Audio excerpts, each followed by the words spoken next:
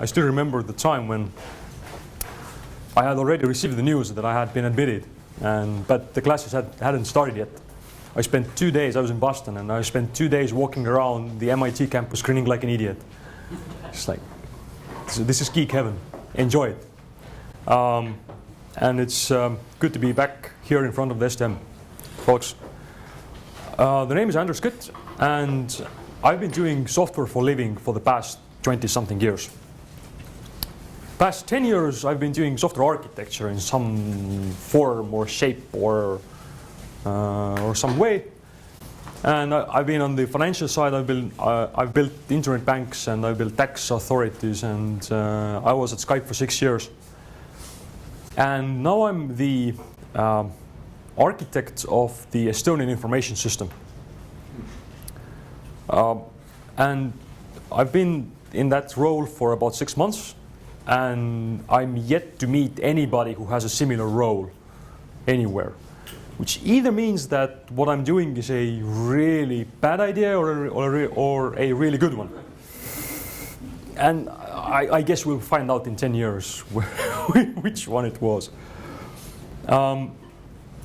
Today I'm going to be speaking based on a paper I wrote for a conference that actually, to my massive surprise, got accepted. And I gave a speech earlier this week for the STM webinar series. So the slides are all out there. The video of me speaking those slides is out there, although I was awfully jet lagged, so yeah. So today I'm going to be using the same slides, but I'm going to be talking about the software architecture aspect of it much more than the country aspect. And since you can all read the slides, let's make it interactive. Like the moment, I really don't mind if I don't get to go through all my slides. Just ask me questions, because what I'm trying to do in Estonia is in some ways very, very different than the usual architecture part. Raise your hands if you are in software in some way. Software folks. All right, it's good to know. Who's teaching system architecture these days, by the way? First computers have. Okay, so any of you have had system architecture? Yeah. Okay, that's also good to know. So, what I'm going to talk about today is firstly some fundamental concepts, like the basic theoretical constructs that the entire thing is somehow based on. I'm going to talk about Estonia, because I'm willing to bet that you don't really know that much about that country. Then I'm going to talk about the problem statement. Why am I here? What is the theoretical thing that I'm trying to present to you? Then I'm going to talk about the way we do e-government. What is the architecture of the e-government architecture, what we're having. And finally, I'm going to use the framework or that architecture to give you a sort of very brief overview of how the Estonian e-government thing works. Just as a proof of concept that this framework can actually be used to give a very sort of concentrated view of a country, of how the e-government works. Any questions thus far? Awesome. Right, the fundamental concepts. You should be really familiar with this thing. That's system architecture right there. You have function, you have form, and you have concept relating these two. One of the key learnings that I derived from the system architecture course, actually the courses, was the fact that function drives value, and the form part of the architecture drives cost. Therefore, the system architecture drives the profit or efficiency of the entire system. Right? Unless you get the architecture right, your numbers ain't going to make sense. And in our context, and I'm going to get to that in a minute, this is a really, really important point. The other thing that I found really interesting was the concept of emergence. That when you put things together, you get emergent functions, you get emergent behavior, you get, and see, this is why I love speaking at MIT, because people go, yeah, I know about emergence. I don't need to explain that anymore. Awesome. Right. These things are sort of underneath of my thinking. So, Estonia. It's a small open economy in Northern Europe, really tiny. Some numbers.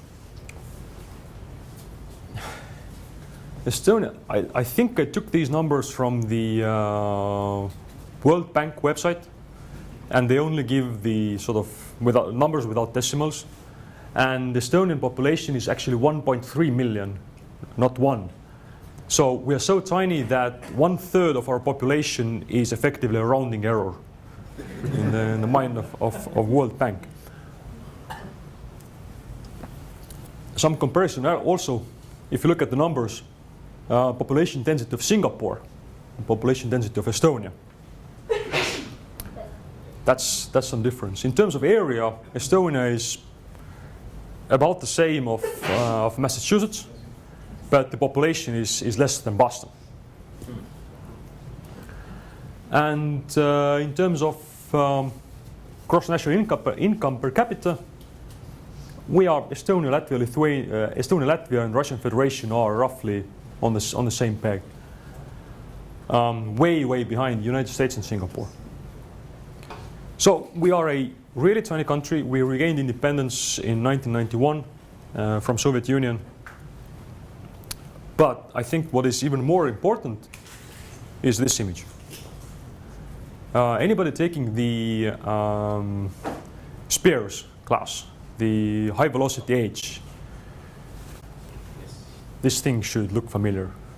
Because you see, we are moving at the same pace as the United States. Singapore has done something, like their graph is trending up. They are increasing their base, but we are not. Which means that these numbers, these ratios, the fact that we are a poor country, we don't have much resources, is going to be remaining the same. We are going to remain a poor country relative to the United States and others for a long time to come. We can't assume somehow that in the near future, magically, we are going to be well off, because we won't. We're such a tiny country, we don't have any natural resources that it's really hard to see how we could sort of gain those resources. And now the question becomes how to run a country with a small scattered population, tiny economy, and no natural resources. Because we really don't have anything to build our economy on, other than the people. And that's where the rounding error becomes important. And our solution for the past 20 years has been the e-government. Right. When we started out building our country, we literally had nothing. We didn't have any infrastructure, we didn't have any banking infrastructure, telecoms, nothing. And to the date, I know the people involved, but I don't know how they arrived to the conclusion that, which in hindsight seems obvious, is that the only way to actually build a country under these circumstances is to rely heavily on information technology. Because you can save on bureaucracy, you don't need to have those branch offices where people go and file their taxes and so on and so forth. But for us, it is actually more important than just saving money. For us, e-government is a question of survival. This is the only way we can actually afford to have a country. What happened in Ukraine? In Ukraine, the government messed up. There was a crisis in democracy. There was an opportunity, and that opportunity was exploited immediately. And that's Ukraine, which is, I don't even know how many orders of magnitude larger than us. If we mess up our country, that opportunity will be exploited, and we have personal experience as to where that leads to. So for us, it is really not about like Estonia being this. Yes. I'm sorry. Just could you give, if you could provide some context, some more context about Estonia? Is it ethnically diverse? Do you speak one language? Do you Thank have you. the same culture? Yeah. What makes Estonia a country and not just why is it? Estonia has its own language. It's Finno-Ugric language. It's very close to Finnish and Hungarian languages for some reason. Not related to Russian language at all. However, we have been part of the Russian Empire on and off for past 700 years. So we have a substantial Russian population. But they are living in certain parts of the country. So we basically have two kinds of population. About two-thirds of absolute numbers is Estonians, and the rest is Russian-speaking Ukrainians, Russians, and so forth. But in terms of sort of location, there are, for a majority of the area, like 90% of the population is Estonian. So that's the background. As to what makes an Estonian, there's a joke that whenever anybody, and we used to do that with foreigners coming to the Skype Tallinn office, was that when you can cleanly say the phrase Jüri öö üles tõus, then the skies will open and there's going to be a rainbow and the chorus, and the representative of Estonian's government will step forward and hand you your passport. We actually have something that's called the I don't even know how it's called. Estonia has started to hand out identity cards to foreigners, so that when you are a citizen of the US and you go to Estonian embassy and you're saying, I would really love to take part of Estonian e-government, they are going to give you Estonian ID card, which has all the certificates and everything on it. And using that, you can authenticate yourself against the Estonian banks, you can create a company, you can do whatever, without actually ever being physically in Estonia. Become virtual Estonian, so to speak. So what constitutes an Estonian is nowadays a slightly vague concept. Thank you for the question. So, as I said, for us it is not that Estonians are this magical nation that is somehow very internet savvy. It's that if we weren't that, we wouldn't exist at all. So it's kind of evolutionary. The thing is with e-government that there are three main drivers for governments everywhere that sort of drive the thinking towards having an e-government and having a very solid understanding of how to build that e-government. Firstly, it's about services. When you go and consume LinkedIn or this clientele service or whichever service on the internet, those are very advanced, very user-friendly, very well-performing services, very, very well-designed services. And the people go, right, but why can't I interact with the government the same way? Right. Facebook is able to do that. And Estonia, you guys have less citizens than Walmart has employees. So why can't you do that? Right. And it is really difficult to innovate on services unless you have a very solid understanding as to what is going on the infrastructure side, on the technical side. You had a question?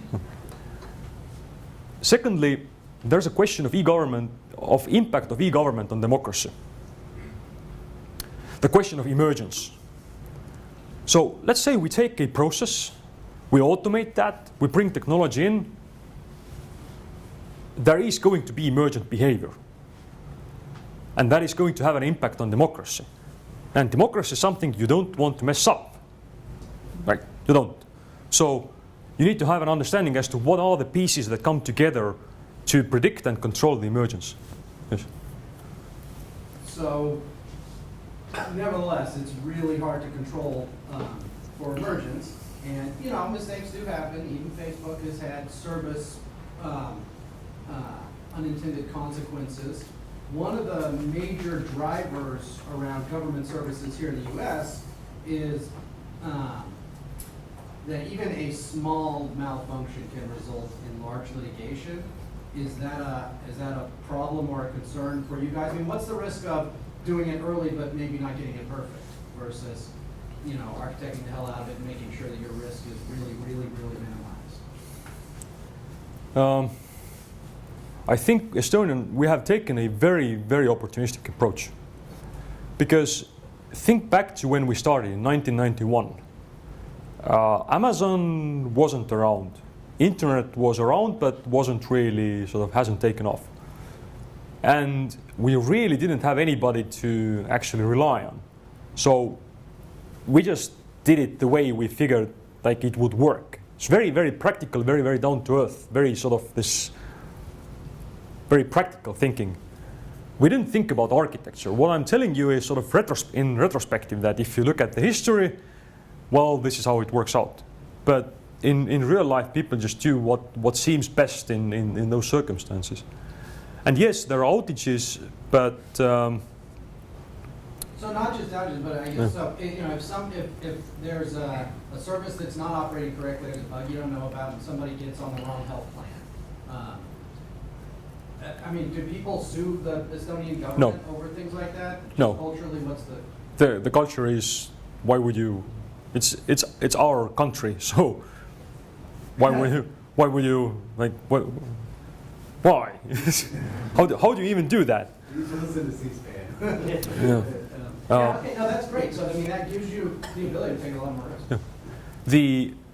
But let me just bring you an example of what the emergency is. I was told this story in UK, and I believe that they actually went through with it. And that's a real story that happened in the UK, but I don't have the hard facts and references to prove that. They used to have this process of listening in on phones. The case officer filed paperwork saying that because of this, there's this criminal investigation, I want to listen in to that phone number for these reasons, yada, yada, yada, yada, fills in the paperwork. Takes the paperwork, mails it to a judge. Judge reviews the paperwork, looks at the case officer name, looks at the case. Says, yes, the paragraphs underneath that case give reason to everything, validates everything. Says, yes, approved. Puts the approval in the mail that goes to the telco, and telco executes the wiretap. Takes 6 weeks. Now we go in and automate that process. Excuse me.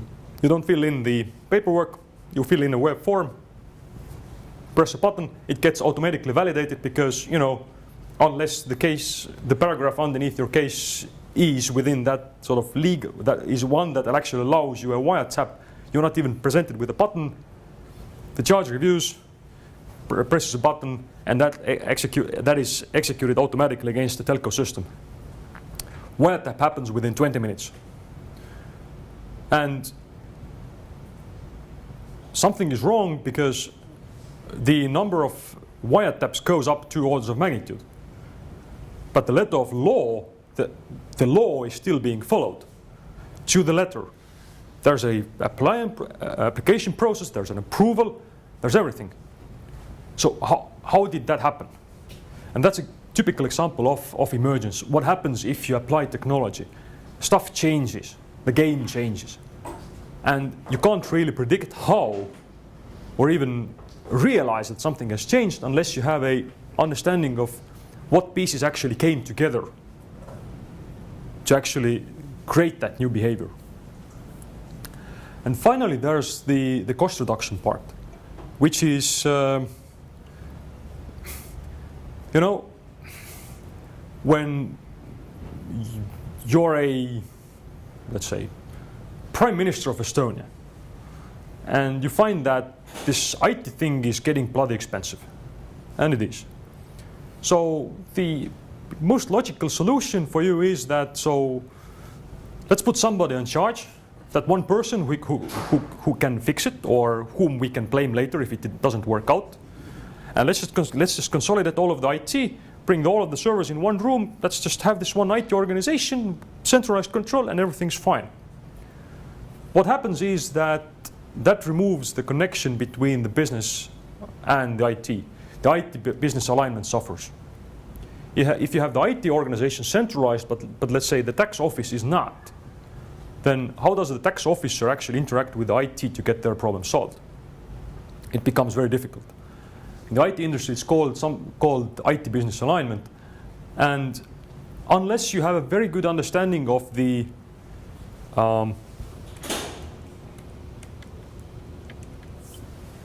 form part, it is really difficult for you to control the cost. If you have an understanding, if you have a solid framework of thinking about this architecture, this picture, you have a solid understanding as to how to improve your profit and efficiency. If you don't, well, then really, as a big manager, your only option is to do what every manager does, is to sort of consolidate and sort of just hope it works out. But it never does. At least in my experience, I haven't seen consolidation ever work. Yeah. So, what does a framework describing the technical architecture look like in a loosely coupled organization?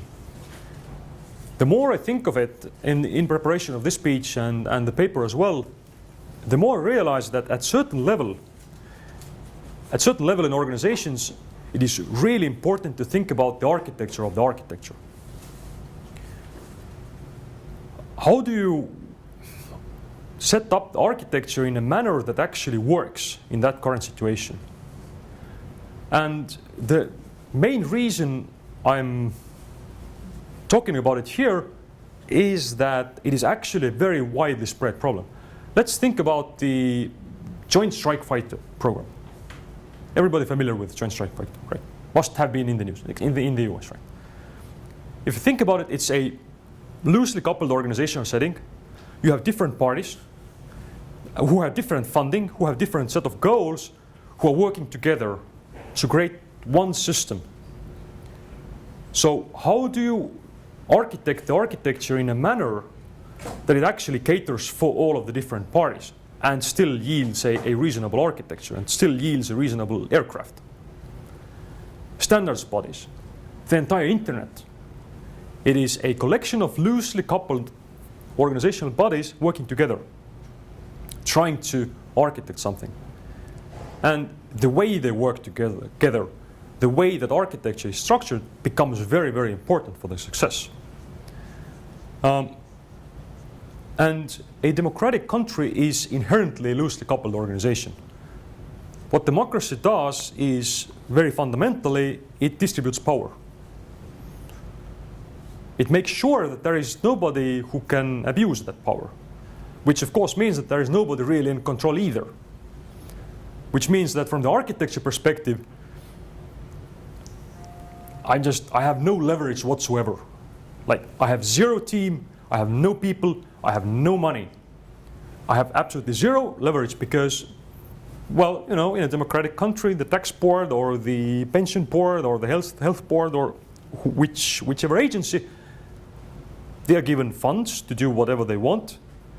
And I can sort of like talk to them gently and hope they listen, but I have no real authority. So how do you set up an architecture of the entire system? Because all of these agencies need to work together. How do you set up an architecture in that setting? Architecture of an architecture. Let's talk about its function. So what does it need to do in our case? First, it needs to provide a holistic view. It needs to be applicable in covering the entire country or entire government. It also needs to apply in a wide variety of international settings. Simply because Estonia hasn't, in case of Estonia, the physical boundaries of the country, actually all the boundaries of the country have become rather illusionary or virtual almost. Because in terms of economy, we are part of the global economy. We are part of the EU, we are part of the NATO. We are part of the global communication network. We are so interdependent of all the different parts of the world that it's really difficult to talk about, say, like this is Estonia, this is what Estonia is. It's very hard. Inevitably, anything we do needs to fit into international context. That means cooperation, that means communication. We need to be able to explain ourselves to our neighbors. And what I found very interesting is that it is this communication, this talking about that architecture is really hard.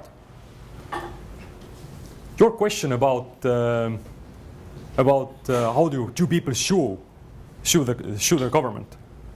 In Estonia, that's a that doesn't occur to anybody. In US, that's apparently how things are. I'm not saying that either one is better. I'm saying countries are different in that respect. When I was at school, I had this conversation with one of the professors at information security class, and said that, you know, wouldn't it be great if everybody had this ID number, ID code? Every citizen has an ID code and single electronic identity. And the answer was, no, we can't have that because it gives government too much power. In Estonia, in Finland, and Sweden, having that ID code is a complete no-brainer. Nobody thinks about that twice because that just works and people trust their government. But in Anglo-American countries and in Germany, that's a complete no-no. That's culturally, that's not going to be happening. The concept part of a country can differ very, very much because that's where the values and these things come from. So the framework we have needs to be really applicable in all of those settings. It needs to be applicable in US, in Estonia, and anywhere else. It needs to have the right level of abstraction. The architecture can lead to architects sitting in their ivory tower and sort of contemplating about grand scheme of things and getting very abstract, which is bad. If you get into too low details, the lower level details are going to change every single week, and you are just then. I know I've tried that actually repeatedly to build a comprehensive architecture of a system, only to find out that when I've finished with the picture, it has already changed. So if you get into too much detail, the architecture is going to be useless. So you need to have that right exact level of abstraction, and you need to be able to go up and down as need be. And finally, it needs to be usable as a communication tool for non-technical people. Remember that Prime Minister. How do I put this politely? I am yet to meet a HR process that makes sure that only intellectually capable people are promoted. And I'm afraid that democratic processes are even worse in that regard. And that's just how things are. But that means that on the technical level, we need to be able to communicate with these people who have absolutely no technical background whatsoever and are only going to allocate 6 minutes of their time to listening in to your problems. You need to be able to talk to these people. You need to be able to speak their language, right? So the concept part of the meta-architecture. So the question is, how do you, because architecture, different countries are different, and we don't know how the functions are set up. But we want to set up a framework for technical architecture. So how do I relate an unknown functional setup to a known technical setup? How do I do that? And the solution I came up with is that for each aspect of the technical implementation, I set a couple of questions that sort of or decision points or issues around which much of the technical implementation actually sort of is piloted. And that is the meta-architecture. This is how the Estonian information system looks like. And it is not a sort of abstract concept. It is this picture I end up drawing at least 4 or 5 times a week on some whiteboard somewhere in my everyday practical job, to explain people like what I'm talking about, where they are located in this big picture, where their system is. On the very top, there's this citizen official enterprise layer. This is the end user. This is for whom we build this thing. Underneath, we have the electronic identity layer. I'm going to go into the layers later on, because by the way, our president is, to my knowledge, is the globally only president who can be proved to have written assembler code in their life. And he has this, in the spring we had this Nordic Digital Days conference, and completely unsolicited, he picked 3 Estonian startups and just pitched every one of them for 5 minutes. You have the president of a country standing, sort of speaking to this room full of dignitaries with a startup logo, your startup logo, like behind him. He's really awesome like that. He's also active on the internet liberties and these sorts of different internet sort of advisory and control boards and so forth.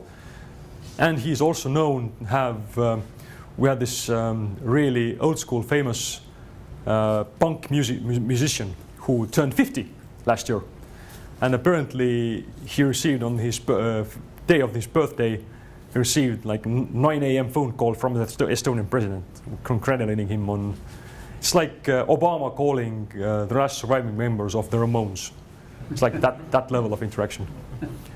But anyway, our president has this famous cartoon from New Yorker that he shows that basically which has a dog using a computer, and the punchline goes, "On the internet, nobody knows that you're a dog," which is true. Therefore, there needs to be some way of identifying the user in order to provide some services, right? There need to be some delivery channels. So how do you deliver those services? Is it mobile? Is it web? Is it IVR? Some delivery channels need to be in place. There needs to be an integration layer that joins those agencies together in some way, and infrastructure layer, because all of that stuff runs on computers, and computers love nice and cold rooms, and those nice and cold rooms need to be somewhere. And there need to be physical cables running from computer to computer, and how's that set up? That's really important part. And you have agencies for verticals. And the important part here is that if you look at it, this picture really doesn't contain any part that goes, this is where we collect taxes, or this is where we pay out pensions. These things are still taken care of by the agencies. So they still have individual information systems that provide their particular services. But their services use the infrastructure provided by those 4 layers. And what this picture gives us is, it very clearly defines my responsibility. My responsibility is to take care of those 4 layers. And I don't really muck about in the information systems of the individual agencies, because they know how to collect taxes or educate people or whatever it is they're doing. They know how to do that. And they really, I've tried, they really don't appreciate anybody going in and saying, you should really not be doing that with your information system. They go like, what the hell? We have the money, we have the authority. Like, yes, we are going to do that. When I was at the STM, somebody came up with a really neat analogy for what the architect actually does. And the analogy goes like, doing system architecture is like trying to move a horse by blowing under its tail. You really lack any direct contact with your subject, because an architect doesn't write code or build anything. He just talks. If you're too aggressive, if you blow too hard, you get a kick with a hoof. The developer is just going to go. I really feel like I need a book of Estonian sayings. That's actually an American saying, as far as I'm concerned. Really? All right, that's good. It sounds better. And what you're looking It at, sounds better in an Estonian accent. and what you're looking at is really awful for the most of the time. And for the bystander, what you're doing looks completely ridiculous. But if you're doing it just the right way and the horse is just inclined, it might move in the right direction, right? So that's what I'm doing in this setting, trying to move the horse. So what is it that we ended up building and using? The electronic identity layer is, as I said, the identification layer. This is how you identify people. And there are three main questions around that. Firstly, who is the customer? Are we targeting, like in case of Estonia, actually the entire world? Like anybody can sign up for Estonian ID card and get access, right? In US it's different. In European Union context, it's very many services are actually usable across the entire European Union, right? And that brings into sort of language questions, and it really has an impact on the system design. Also, what assumptions you can make about the user. In Estonian context, if we're just talking about Estonian citizens, we can assume that everybody has an ID card because that's compulsory. If we're talking about the European Union citizens, we can't make that assumption anymore, so we need to build something more complicated to identify them. Secondly, what is the legal significance of electronic identification? In Estonia, it's really significant. Your digital signature is equivalent to your physical one in any meaningful way. However, when you're just trying to sign up for a driving test, like you're going to be physically there anyway, so the significance of the identification is going to be very low. So which one of the cases are you trying to solve for has a important impact on the EID layer. And finally, what is the multiplicity relationship? That's the question about whether everybody has a single identity or not. Fundamentally, if you look at it, each one of you has a portfolio of rights and obligations towards the country, right? So there needs to be a way to link that physical person behind that keyboard with that portfolio. And it might be that each citizen can have multiple identities for each agency. Or it can be that in case of companies, for example, it might be that there's one legal entity but several physical entities. So that multiplicity relationship really has a strong impact on how the electronic identity is to be set up. And that's actually a legal question. That depends on the culture of the country and so on and so forth. That's not a technical question at all, but it has a strong impact on the technical setup. The delivery channels layer is mainly about diversity. And the question here is, what number of channels are the services provided through, and which those channels are? Because if your government works mainly via a mobile interface, your architecture is going to look one way. If your service delivery channel is IVR, your software is going to look different, right? And if you want to accommodate the sort of offices, branches, electronic channels, phone-based channels, whatever, then it gets even more complicated. It is the question also about ambition. What we found out in Estonia very, very early on was that there's a strong barrier in going electronic. It would be really convenient to say that, you know what, I'm not going to have branches at all. The only way you can consume this service is going to that web page. And the government is only going to provide you this service via a web page. And that's it. We don't maintain people and we don't maintain branches because that costs money. You go to that web page and you will be happy. Turns out that's legally rather a no-no. You can't really do that. The extent to which you can do that is actually important. Because the web services, you need to have a critical point before, like a tipping point. You need to have majority of your customers go through digital channels before you can really start seeing the savings, because otherwise you need to maintain the branches anyway. So that balance between different channels is really sort of crucial for the technical setup. The integration layer.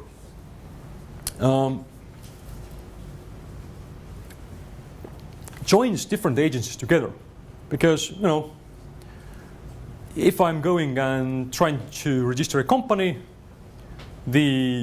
whatever agency runs that registry will really go and validate against the tax board, asking question, so does this guy owe any money to the government of Estonia?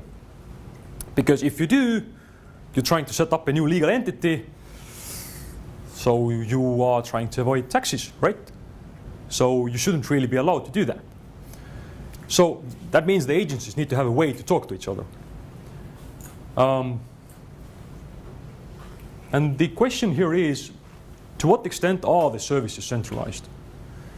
To what extent there is this one ruling body that sits on top of all communications between all the agencies? And again, we are seeing very different setups. In Finland, I believe there's one agency that basically, it was, I don't remember the name, but they were basically responsible for the People's Registry. And they were given the mandate to run this central integration hub where all the communications go through. And they provide the service to other agencies. In Estonia, it looks different. In some countries, centralization is so low that you can't even have that sort of central hub. And that setup is really, really crucial for the technical implementation.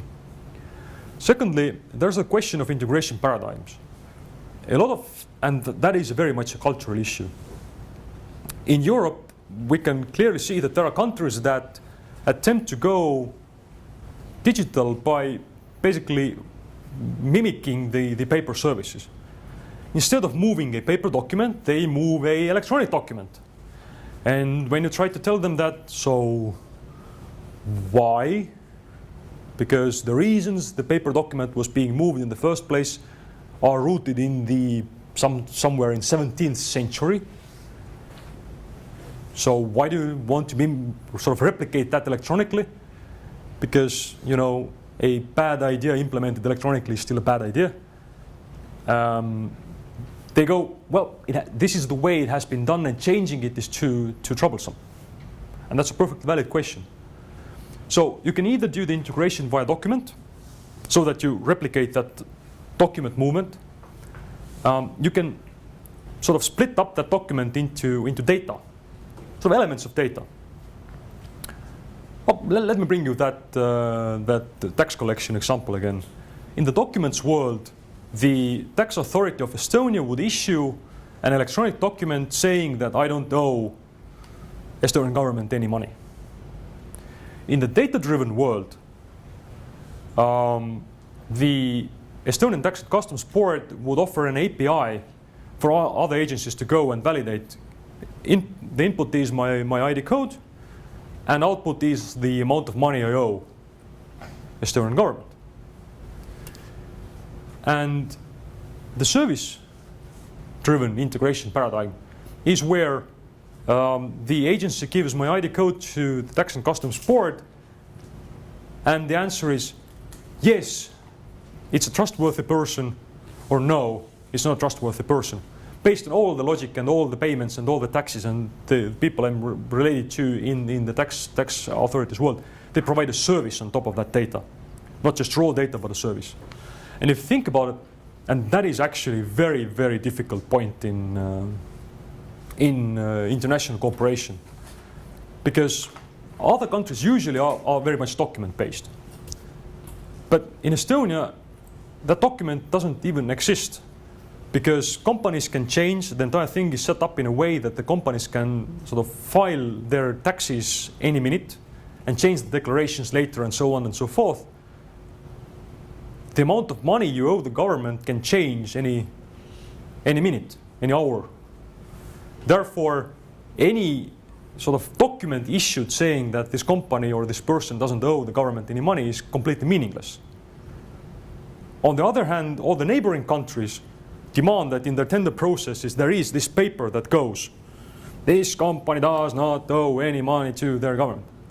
How do you get over that?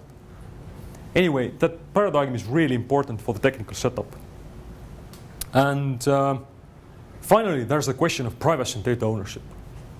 Because the infrastructure, or the integration layer is where everything goes through. This is where all those policies need to be in place. And I don't need to tell you that these policies are very, very, very, very, very much different from country to country.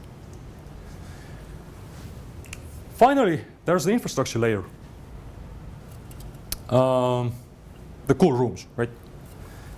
And it is also about integration, or centralization to a very large extent.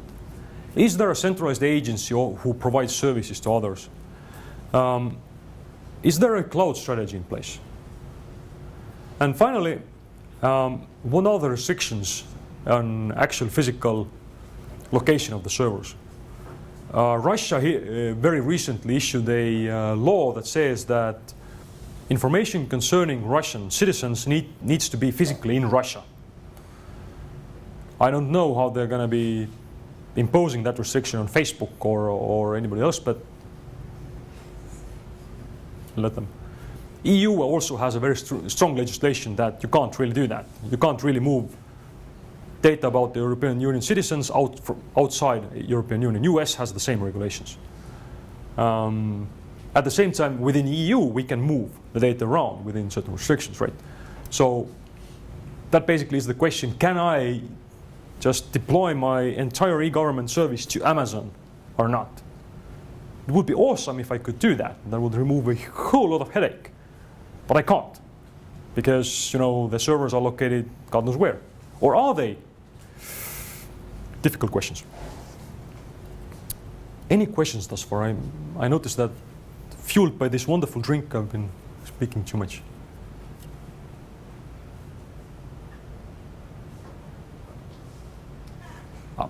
I have a question. Sure. So, what percentage of the population actually uses the internet, or what's the penetration of the internet in Estonia? Vast majority. 94% of the taxes, personal taxes, are filed over the internet, and the remaining 6% are the corner cases where the law is too complex to be implemented in the electronic form. Like when you have this complex inheritance set up from abroad with some shares operations involved, that kind of stuff, where basically you need to have a tax officer sitting right across the table from you, explaining you that stuff and sort of working out how do you actually file that. Everybody has to have the ID card, which I don't have at hand, but basically that's a chip card. Everybody has, that's obligatory, you need to have that. And on average, every Estonian citizen gives 2 to 3 digital signatures per month. So that's really mainstream. And when do you get your chip card? When you're born? Sorry? When do you get your chip card? When you're born? Yeah, basically. You don't have to until you are 18, but you can get one chip card for the child. Okay. How's the smartphone penetration? Smartphone penetration, I would imagine at 90% numbers, something like that. But smartphones are actually, in terms of government services are not mobile yet. You see, every 10, like very roughly speaking, an organization has these roughly 10 years cycles.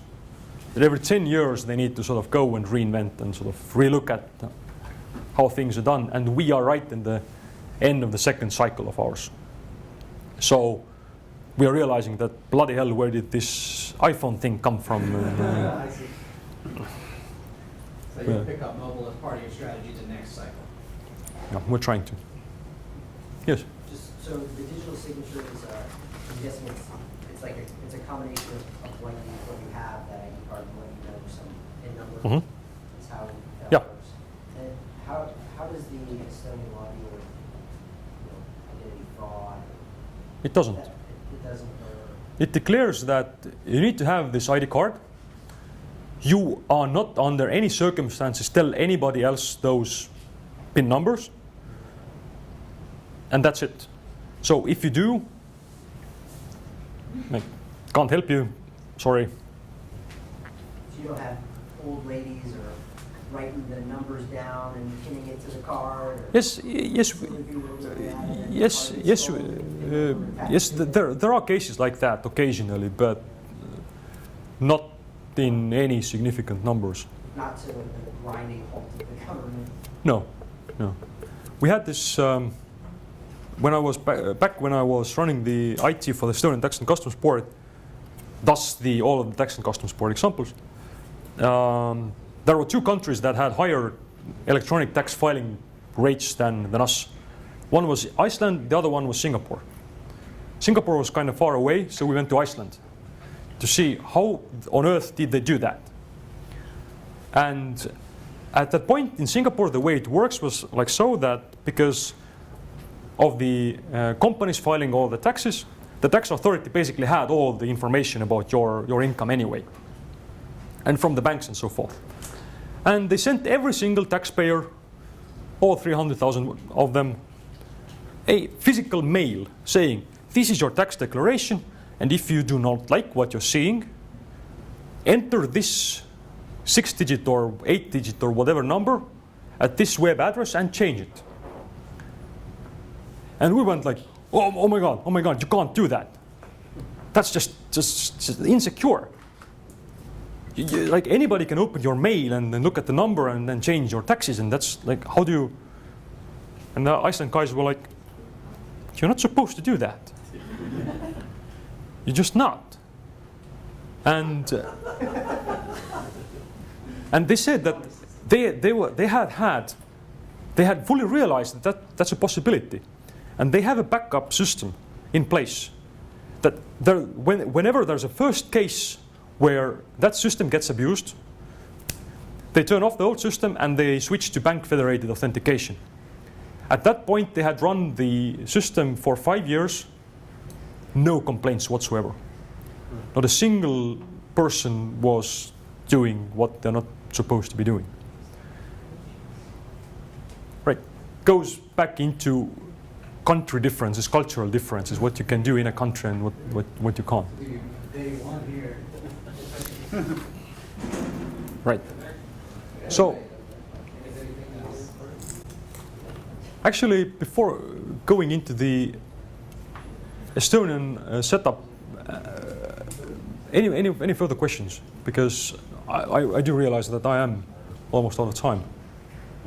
Did you run into any security issues with respect to how did you ensure that the security, especially in sensitive information, how did you ensure their systems were robust enough to handle real-time new challenges which are coming? You said like you take 10 years to upgrade to the next phase, but how did you ensure that the security is something which cannot, you cannot, like you have to upgrade as and when it's coming? Luckily enough, we have had this wonderful neighbor of ours. I do realize now that this is actually going on tape in public, but we do have this wonderful neighbor of ours, and I'm inclined to think that that wonderful neighbor of ours was somehow involved in the 2008 cyber war against Estonia, where there was significant cyber attacks. That was a heavy wake-up call, and after that we have started investing heavily into cybersecurity. Actually, half of our agency is dedicated to making sure the infrastructure is robust, running audits, educating, running penetration tests on government information systems and so forth. We have in Estonia the NATO Cyber Defense Center. It's actually physically located in Estonia and running all sorts of drills with NATO countries. So, Yeah, I'm curious. You said cyber war, and you said Estonia is in NATO. yeah. And so,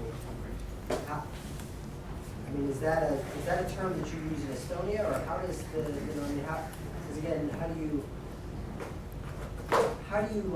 how do you enforce treaties in this new world of, I mean, war sort of takes. There is, I don't have an answer to that. There is some, if you get in touch, I can send you a paper Yeah.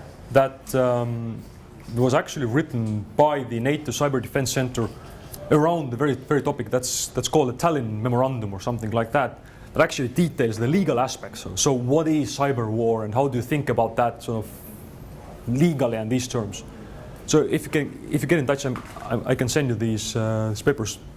That's one of the main focuses of the NATO Cyber Defense Center, is to figure out this new world order. And our president is also pressing heavily towards doing actual academic research around, so in this new brave world of internet, what does a country mean? What does democracy mean? How does it work? The question of emergence as well. How do we control that? How do we make sure that actually it benefits the citizens and we don't mess up democracy while we do that? And if you are missing a thesis topic, get in touch. I can supply you with some, depending on your interests.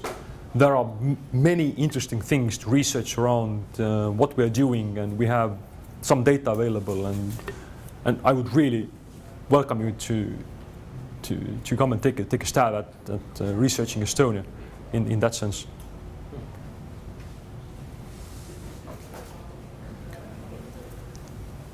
Any further questions? All right, well, with that, I think we're probably getting close to turning into pumpkins here. Yeah. So maybe we should, this seems like a good stopping point, if that's all right with you. We do have a small token of our appreciation and gratitude. This isn't a Justin Bieber-sized audience here, but as you know, SDMs are very special, important people. And for you to come and talk to this small group and share your wisdom and experience is really a gift to us. And it's going to help us change the world. So thank you very much for your time. Much appreciated. Thank you. I'm really touched. I really am. Thank you. It is a wonderful opportunity to be able to give back to where you have gained so much. Thank you.